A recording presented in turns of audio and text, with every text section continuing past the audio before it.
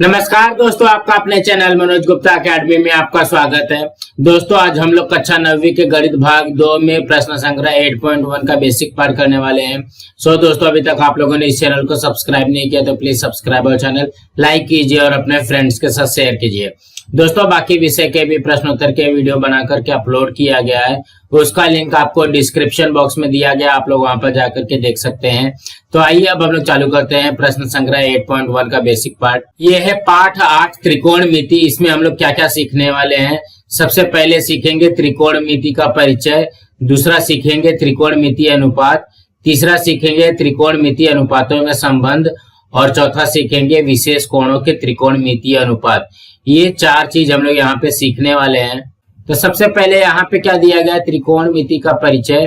तो इस पेड़ की ऊंचाई कितनी होगी, देखो कि यहाँ पे पेड़ का ये ऊपरी सिरा है और ये जो जड़ है, इसके बीच की जो दूरी होगी, ये इसकी ऊंचाई कितनी होगी। तो इसको मापने के लिए या तो मेजरमेंट से हम लोग यहाँ पे एक पकड़ के रखेगा और दूसरा यहाँ पे पकड़ना चाहिए, तभी तो वो मापेगा। यहाँ पे मान लो पकड़ भी सकते हैं, लेकिन यहाँ पे कैसे पकड़ेगा कोई, यहाँ पे कोई चढ़ेगा तभी तो इसको पकड़ पाएगा। और उसका जो ऊपरी का सिरा होता है वो क्या होता है, वो पत्तीदार होता है, तो वहां पे हम लोग मापना पॉसिबल नहीं होगा। ऊंचाई कैसे नापेंगे, तो मेजरमेंट से तो नहीं नापेंगे, ये तो फाइनल हो गया। उसके बाद में यहाँ पे क्या बोला गया, वह जहाज किनारे से कितने दूर होगा। जैसे यहाँ पे ये पानी वाली जो जहाज है ये दीप स्तंभ से कितनी दूरी पर है, मतलब यहाँ से लेकर के यहाँ तक की जो दूरी है वो कितनी होगी, ये हमको बताना है। तो यहाँ पे भी ध्यान से देखोगे, अगर मेजरमेंट को यहाँ पे रख करके हम लोग इस तरीके से इसको मापेंगे, तो यहाँ पे मापने के लिए कुछ तो चाहिए। यहाँ पे पानी में कौन जाएगा, कैसे मापेंगे। तो इसके लिए हम लोग किसका इस्तेमाल करते हैं, ट्रिग्नोमेट्री का इस्तेमाल करते हैं, त्रिकोणमिति का इस्तेमाल करते हैं। त्रिकोणमिति में आता है साइन, कॉस और टैन, इस तरीके से आता है।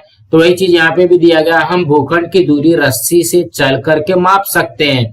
भूखंड का मतलब क्या होगा, जमीन पे अगर रहेगा तो हम लोग माप सकते हैं, किंतु समुद्र में जहाजों के दीप स्तंभ की दूरी कैसे नापेंगे, इसको तो हम माप नहीं सकते हैं। तो उपर्युक्त चित्रों का निरीक्षण कीजिए। यहाँ पे देखोगे ये पेड़ का चित्र दिया गया है, यहाँ पे जहाज से दीप स्तंभ के बीच की दूरी का मापने के लिए दिया गया है। चित्र में दिए गए प्रश्न गणित से संबंधित है। इन प्रश्नों के उत्तर प्राप्त करने के लिए गणित विषय के त्रिकोणमिति इस शाखा का उपयोग होता है। किसका उपयोग होता है, त्रिकोणमिति, ट्रिग्नोमेट्री का उपयोग होता है।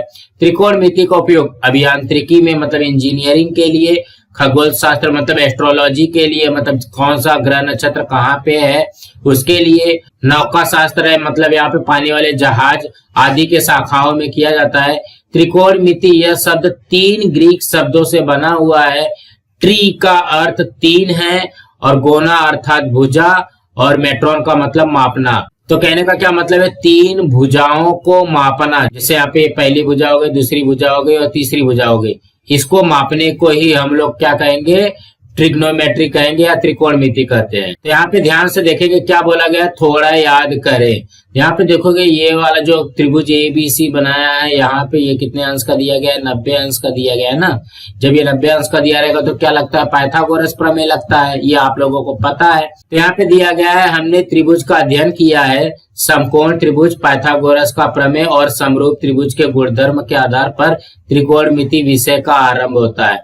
कहने का क्या मतलब है, जो समकोण त्रिभुज होता है एक वो पकड़ना पड़ता है, पाइथागोरस का प्रमेय और समरूप त्रिभुज, ये तीनों का गुणधर्म को मिला करके हमारा त्रिकोणमिति बनता है। उनका पुनरावर्तन कीजिए, मतलब जो हमारा पाइथागोरस का प्रमेय था या समकोण त्रिभुज था उसको हम लोगों को फिर से थोड़ा सा याद करते हैं। देखोगे यहाँ पे क्या बोला गया है, त्रिभुज ABC में कोण B ये समकोण है, मतलब यहाँ पे त्रिभुज ABC में कोण B 90 अंश है। तो कोण B इस समकोण की सम्मुख भुजा AC यह विकर्ण है। देखोगे यहाँ के ठीक सामने वाली भुजा, मतलब 90 अंश के ठीक सामने वाली भुजा क्या होती है, ये क्या हो जाएगा, विकर्ण हो जाएगा, या तो इसको विकर्ण बोल सकते हो, कर्ण बोल सकते हो। तो AC हमारा क्या होगा, कर्ण होगा, विकर्ण होगा। तो कोण A की सम्मुख भुजा BC है, देखोगे यहाँ पे कोण A की सम्मुख भुजा, तो मतलब कोण A के ठीक सामने वाली भुजा क्या आ जाएगी, यहाँ पे BC आ जाएगी। और यहाँ पे कोण C के ठीक सामने वाली भुजा क्या हो जाएगी, AB हो जाएगी।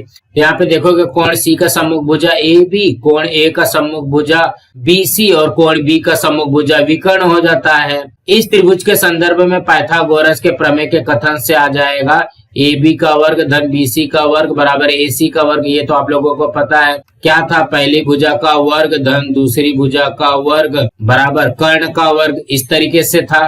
तो वही चीज यहाँ पे भी लग गई। तो हमने यहाँ पे समकोण त्रिभुज देख लिया, पाइथागोरस का प्रमेय देख लिया। अब समरूप त्रिभुज देखते हैं। यहाँ पे देखो कि हमारे पास दो त्रिभुज है, ये क्या है, समरूप है।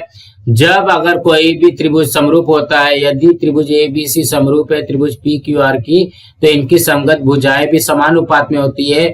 मतलब क्या हो गया, ए बी बटे में पी क्यू हो जाएगा और बी सी बटे में क्यू आर होगा और ए सी बटे में पी आर होगा। वही चीज यहाँ पे भी लिखा है, ए बी बटे पी क्यू बराबर बी सी बटे क्यू आर बराबर ए सी बटे पी आर। अब क्या बोला गया, किसी बड़े पेड़ की ऊंचाई मापनी हो तो समरूप त्रिभुज के गुणधर्म का उपयोग करके उसे कैसे मापा जा सकता है वह देखेंगे। तो हमको यहाँ पे कृति में क्या दिया गया, अच्छी धूप वाले दिन इस प्रयोग को करते, मतलब ये प्रयोग को करने के लिए हमको क्या चाहिए, एक अच्छी धूप वाला दिन चाहिए। संलग्न आकृति देखोगे यहाँ पे हमको दो आकृति दिया गया है। दी गई आकृति में क्यू आर या पेड़ की ऊंचाई और बी सी एक लकड़ी की ऊंचाई है। तो देखोगे क्यू आर ये क्या है, पेड़ की ऊंचाई है और यहाँ पे बी सी जो है वो लकड़ी की ऊंचाई है। छोटी लकड़ी को जमीन पर खड़ी रखकर उसकी तथा उसकी छाया की लंबाई माप कर लिखिए। तो कहने का क्या मतलब है, ये लकड़ी है ना, लकड़ी की जो छाया पड़ेगी वो कहाँ पे पड़ेगी, ए सी पड़ेगी। तो इसका हमको लंबाई माप करके लिख लेना है। पेड़ की छाया की लंबाई नापिए, ये जो पेड़ की छाया है मतलब ये वाला जो है पी आर, इसको भी मापना है, माप करके लिखना है। सूर्य की किरणें समांतर होने के कारण त्रिभुज पी क्यू आर तथा त्रिभुज ए बी सी यह समकोण तथा समरूप त्रिभुज है। देखोगे पी क्यू आर कौन सा हो गया है, ये वाला पेड़ वाला हो गया और ए बी सी ये वाला हो गया, लकड़ी वाला हो गया। तो ये दोनों क्या हो जाएगा, समरूप त्रिभुज हो जाएगा। इसे समझें, समरूप त्रिभुज की संगत भुजाएं समानुपात में होती है। इसका उपयोग करके देखोगे यहाँ पे क्यू आर बटे में पी आर हो जाएगा और बी सी बटे में ए सी हो जाएगा। समरूप त्रिभुज तो ऐसे बोलता है, प्राप्त होता है। इसलिए पेड़ की ऊंचाई बराबर क्या हो जाएगा, जब यहाँ पे देखोगे ये पी आर से भाग हो रहा है तो इस साइड जाएगा तो क्या हो जाएगा, गुणा हो जाएगा। तो कहने का क्या मतलब है, क्या आ जाएगा, क्यू आर बराबर बी सी बटे में ए सी और यहाँ पे भाग हो रहा है तो यहाँ पे जाएगा गुणा पी आर हो जाएगा। देखोगे वही आ गया, क्यू आर बराबर बी सी बटे ए सी गुणे पी आर, यह समीकरण प्राप्त होता है। तो पी आर बी सी तथा ए सी के मान हम जानते हैं। देखोगे पी आर हमने मापा था, ए सी जमीन पे है मापा था और ये लकड़ी तो हमारे पास सही है। यह मान समीकरण में रख करके क्यू आर की लंबाई अर्थात पेड़ की ऊंचाई निश्चित कर सकते हैं। इसी तरीके से हम लोग यहाँ पे पेड़ की ऊंचाई निकाल सकते हैं। अब यहाँ पे क्या बोला गया, थोड़ा सोचें। यह प्रयोग प्रातः 8 बजे न करके दोपहर 11:30 या 1:30 को करना सुविधाजनक होगा क्या? हाँ होगा, क्योंकि यहाँ पे जो कड़कती धूप रहती है तो वहां पे एकदम एग्जैक्टली माप निकलता है। तो यहाँ पे देखोगे एक कृति और दिया गया, उपर्युक्त कृति कर आप स्वयं परिसर के ऊंचे पेड़ की ऊंचाई ज्ञात कीजिए। मतलब यहाँ पे पेड़ की ऊंचाई ज्ञात करना है, परिसर में पेड़ न हो तो किसी खंबे की ऊंचाई ज्ञात कीजिए। तो कहने का क्या मतलब है, हम लोग यहाँ पे क्या कर सकते हैं, एक बिजली का खंबा है तो बिजली के खंबे का जो परछाई पड़ती है, जो छाया आती है, एक उसकी दूरी ले लेना है और एक लकड़ी की इसकी दूरी ले लेना है। और जिस तरीके से वहां पे समीकरण बना करके इसको भी आप लोग हल करेंगे तो बिजली के खंबे का ऊंचाई आपको प्राप्त होगी। अब यहाँ पे क्या बोला गया है, आओ जाने। हमको क्या समझना है, त्रिभुज के संदर्भ में कुछ संबोध क्या क्या संबंध है।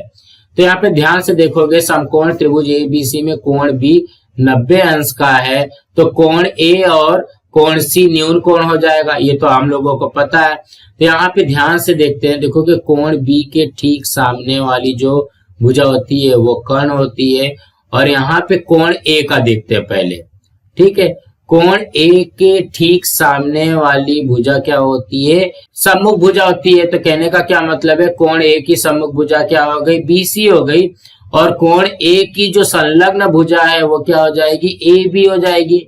ध्यान से देखोगे, कोण ए की सम्मुख भुजा BC और कोण ए का संलग्न, संलग्न का मतलब क्या हो गया, उससे लगा हुआ, तो कोण ए का संलग्न भुजा क्या हो जाएगा, AB हो जाएगा। उसी तरीके से यहाँ पे भी दिया गया कोण C की सम्मुख भुजा, मतलब यहाँ पे देखोगे ये क्या है, कोण C है, कोण C के ठीक सामने वाली भुजा क्या हो जाएगी, ए बी हो जाएगी और ये तो कर्ण रहेगा ही, और कोण सी का ये जो है BC जो है वो क्या हो जाएगा, संलग्न भुजा हो जाएगा। तो हम लोग यहाँ पे उदाहरण से समझते हैं। समकोण त्रिभुज PQR में कोण P की सम्मुख भुजा हमको पूछा गया है ना, तो सबसे पहले कोण P ये है, ठीक है।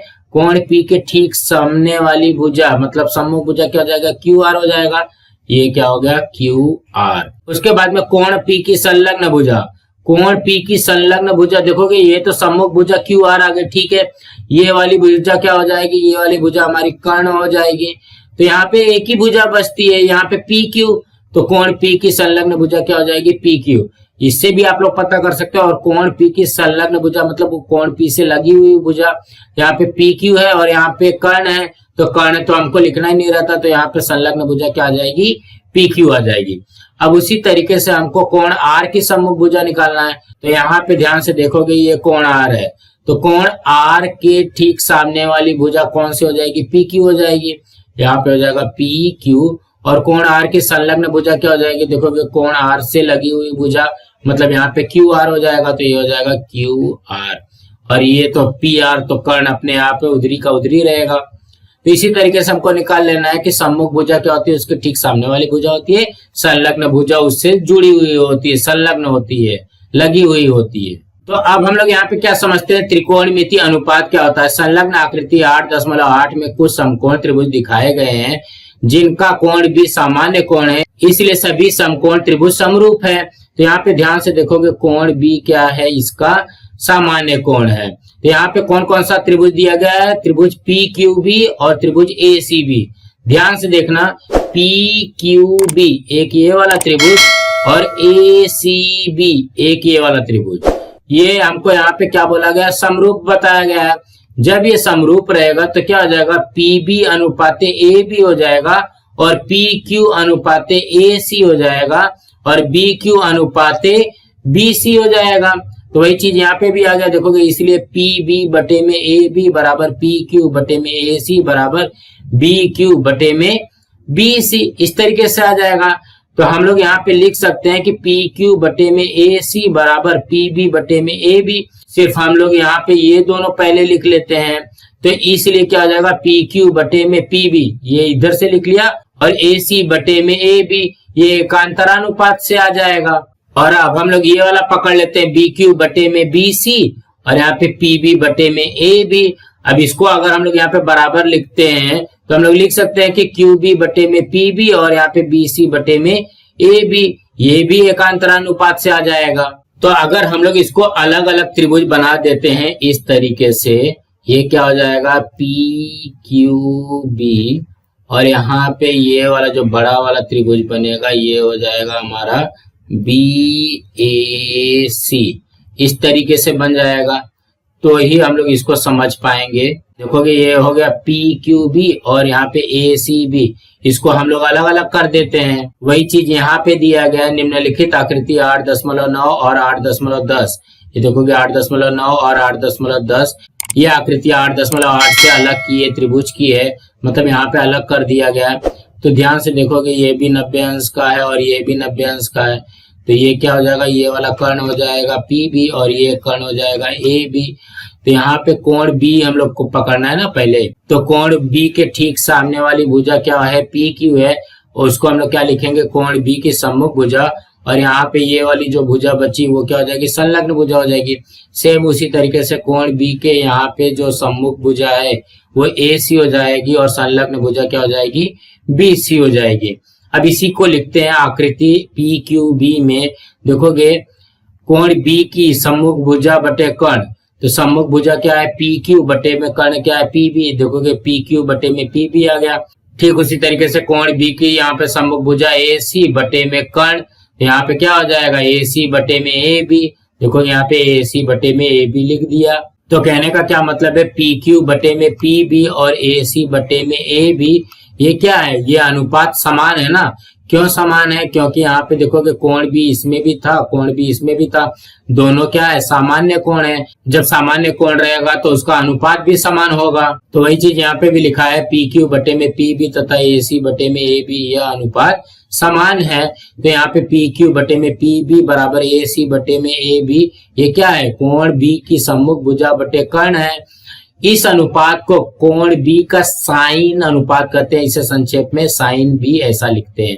तो कहने का क्या मतलब है, जैसा अभी हमने स्टार्टिंग में देखा था कि ट्रिग्नोमेट्री में साइन कॉस टैन होता है, तो यहाँ पे ये जो है ये क्या बन रहा है, साइन बी। तो साइन बी का फॉर्मूला हमको क्या मिल गया, कोण बी की सम्मुख भुजा बटे में कर्ण।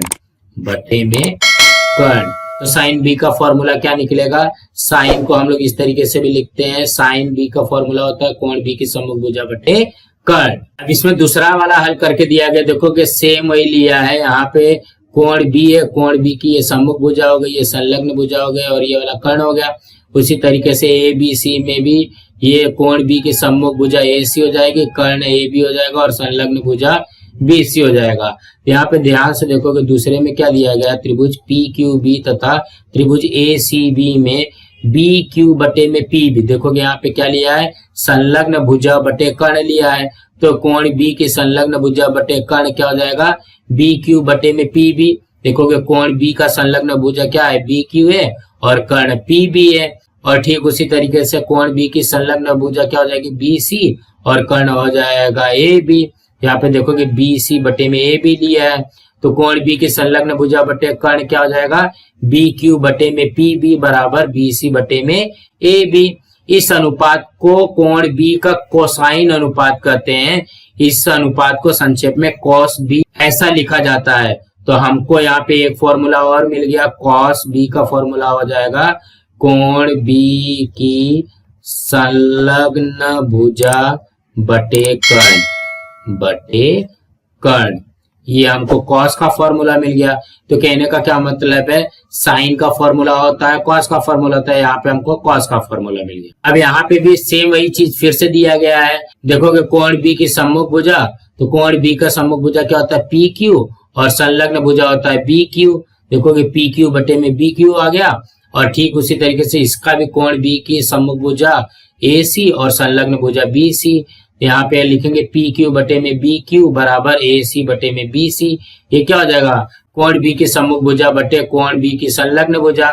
इस अनुपात को कोण बी का टेंजेंट अनुपात कहते हैं, इस अनुपात को संक्षेप में टैन बी ऐसा लिखते हैं। तो कहने का क्या मतलब है, टैन बी का फॉर्मूला हमको मिल गया, यहाँ पे कोण बी की सम्मुख भुजा बटे में कोण बी की संलग्न भुजा कुछ इस तरीके से बन जाएगा।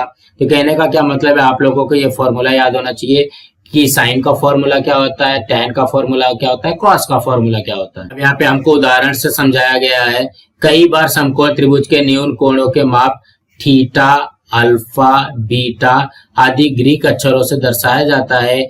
दी गई आकृति त्रिभुज एबीसी में सी इस न्यून कोण का माप थीटा इस अक्षर से दिखाया गया है। ऐसे समय साइन सी, कॉस सी, टैन सी यह अनुपात क्रमशः sine theta, cos theta, tan theta ऐसा भी लिखते हैं। तो कहने का क्या मतलब, जो ये सी है, सी के जगह पे हम लोग थीटा भी इस तरीके से लिख सकते हैं।